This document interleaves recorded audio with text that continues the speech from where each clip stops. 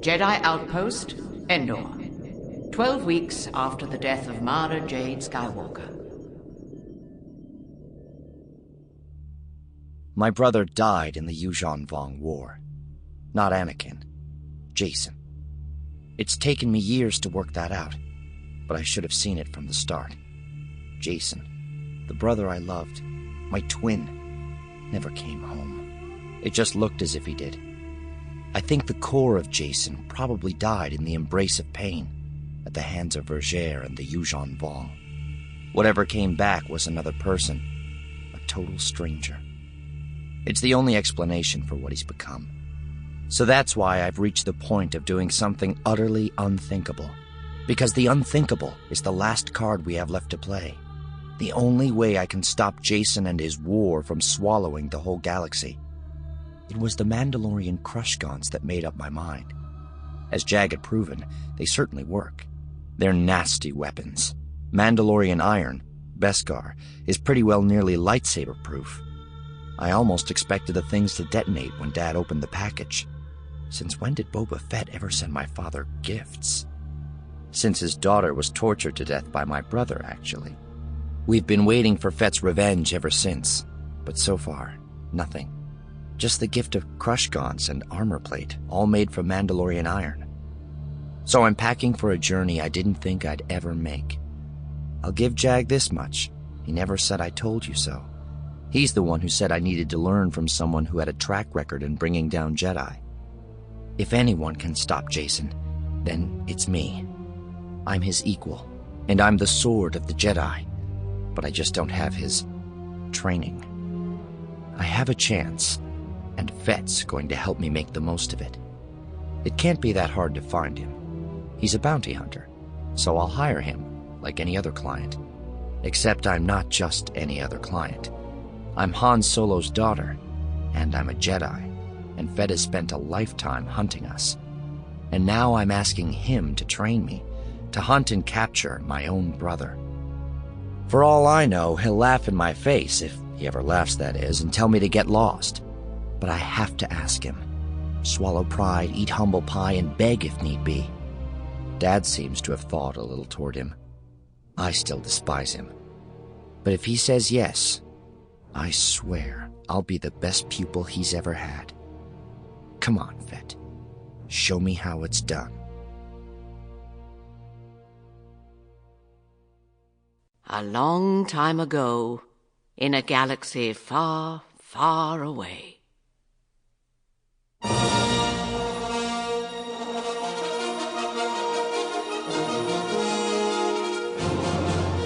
Random House Audio presents Star Wars: Legacy of the Force, Revelation by Karen Travis. Read for you by Marc Thompson.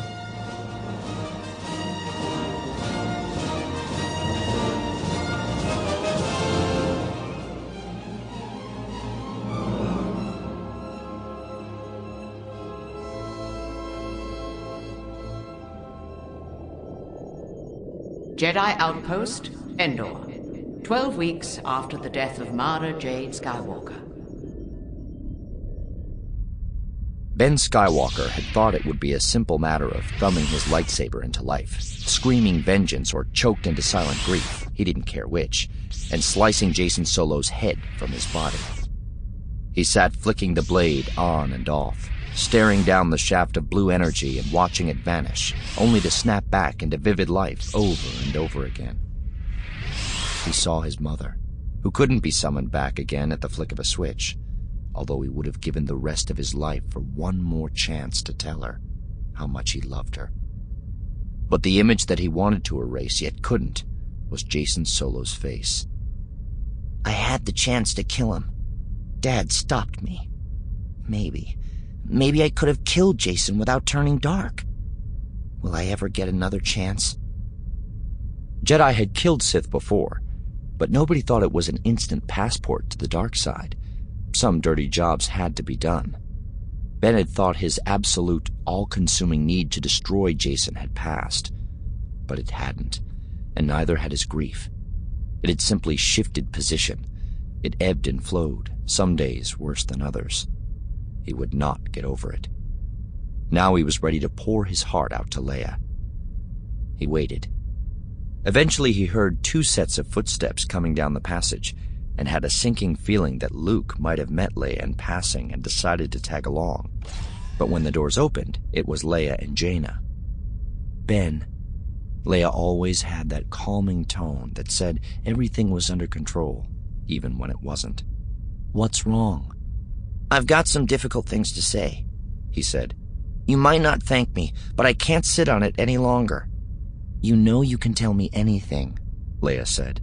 "Do you want Jaina to leave us alone?" No, as long as you don't rush off and tell Dad, because he thinks I'm over the Jacen thing now, and I don't want to start him worrying again." Jaina sat down next to Ben. "It's okay. I won't say a word, and Mom's the diplomat. What's so bad that you can't tell Uncle Luke?" "I don't think Alima Rar killed my mother," Ben said. "I still think Jacen did." Leia just stood there, arms folded, but she didn't react. Jaina shifted a fraction on the seat. He waited in the agonizing silence. "What makes you think that?" Leia asked at last. "I'm not going to rely on what I feel," Ben said, "even though I feel it. I'm going by things that don't add up. You know what police look for? Captain Shivu taught me. Motive means opportunity. And family doesn't seem to mean much to Jacen. Look at the things he's done to you and Uncle Han." "I know Jacen's done some terrible things, but let's go through this a step at a time," Leia said. "You've accused him before, but we're all pretty messed up lately. Why is this still eating at you?" "The way he found me on Cavan." "He's good at finding people in the Force, Ben." "I was hiding, doing my shutdown act, and he still walked straight up to me in a tunnel on a deserted planet that's the back end of Beyond. And then there was the Sith meditation sphere that Lumaya had." "What about the sphere?" said Jaina. "I found it on Ziost. I handed it over to Jacen when I docked it in the Anakin Solo. Next time I see it, Lumaya's driving." Leia sucked in a little breath. "Okay, file all that under unexplained. How about motive?" "How about the fact that Mara was in his way?" said Jaina sourly. "No, let's hear Ben's view." Ben was theorizing now. "I spent a lot of time telling Mom about all the things Jacen was asking me to do in the Guard, and I could see it made her mad. I'm sure she bawled him out." "Okay, so that's motive, maybe. Now let's look at means." "Only a really skilled Jedi could ever take down Mom. Look at all the stuff Jacen can do." "But poison? That's Alima's trademark." "So it's obvious to use it to draw suspicion elsewhere, isn't it?" "Sweetheart, Alima had the sphere. She was in league with Lumaya, we know that. And I'm sure Captain Shiva would confirm that people stick with one method of killing that they feel confident using. Alima spent the last year trying to kill as many of us as she could." Ben was off and running down the behavioral path now. "Okay, Alima was crazy, but she didn't have a motive for killing Mom. It was always about you and Uncle Han." He shook his head. "I don't buy it. Because she'd have bragged about it to Jag if she'd done it. She'd have wanted us to know she got in one good shot, to hurt us all, to hurt you. And then there's opportunity. She was in the area, yes, but we also know for sure that Jacen was in the Hapen system around the time it happened." Leia looked as if she was taking it seriously. "Well, it doesn't clear him," she said at last. "But it's not exactly enough to take to a judge, is it? He could have been in the Hapen system planning to kidnap Alana." Ben strove for a rational tone. "Aunt Leia, why do you think Mom hung on in corporeal form for so long? Why do you think her body disappeared just as Jacen showed up at her funeral? Don't you think the Force might be saying something to us? I can't stop thinking about it. I've turned it over and over in my head for weeks. I daren't discuss it with Dad, but it's driving me crazy." Leia took a few steps forward and squatted in front of him to put her hands on his knees. "Ben, you said you recorded everything you could at the scene." "Yeah, because nobody can mind rub that or tell me that I imagined it."